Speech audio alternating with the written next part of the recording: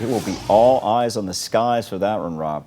Yeah, and we are keeping a close eye on the skies here this morning. Well, for another reason, right? Dealing with a little bit of that fog this morning, but should be a beautiful Monday for a lot of folks that have today off. There's the sun just coming up over some of those trees off into the distance from our Panda Cam, but that's kind of poking through some of that faint fog that you can see over top of I-565. So that's enough to slow you down here this morning, but what's left of that, it's going to get mixed out here pretty quickly by about 8 a.m.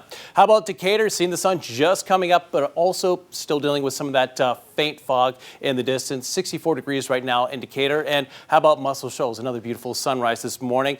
Also dealing with visibilities down to about 2 to 3 miles with patchy areas a little bit lower than that. But all in all, it's going to be a hot Monday with mostly sunny skies, staying dry all the way through this afternoon and this evening. And we are dry right now on the Way 31 Storm Tracker Early Warning Radar Network. And once you get past some of those low clouds, the fog this morning, it's clear aloft. So we're tracking plenty of sun. Make sure you have the sun protection today, especially if you're heading out on some of the bodies of water. UV index right around very high to extreme, so you're going to burn pretty quickly. And you have to head south of Montgomery to find quite a bit of cloud cover and also the showers and storms. Most of those kind of right along the coast here this morning, and that's where most of this activity is going to stay through the next 24 hours. This is somewhat associated with Elsa. That's Tropical Storm Elsa right there, the center, kind of just to the south of the southern coast of Cuba. That's going to be slowly moving to the north and northeast, moving over top of Cuba here later today and into your Tuesday. But some of that moisture kind of getting pulled into Alabama, Florida, and Georgia through the next couple of days. Rainfall forecast through the next 7 days. Most areas in the blue on the map, that's between about 3/4 of an inch to 1.25 inches of rain. And this is spread out over 7 days, so that should be okay in terms of the flood threat. And then a little bit of that purple closer to Sand Mountain, that's indicating closer to about 1.5 inches to 1.75 inches. And we're not expecting any of that to fall today, just some fair weather clouds all the way through your 4 o'clock hour here for your Monday afternoon as we wrap up this holiday weekend. 8 o'clock this evening, mostly clear skies all the way through the overnight hours. And then by tomorrow, we start the day off dry, maybe the first morning commute for most of North Alabama. And then clouds kind of picking up with that afternoon heat with some pop-up showers and storms. Pretty isolated in nature through the late afternoon hours for your Tuesday.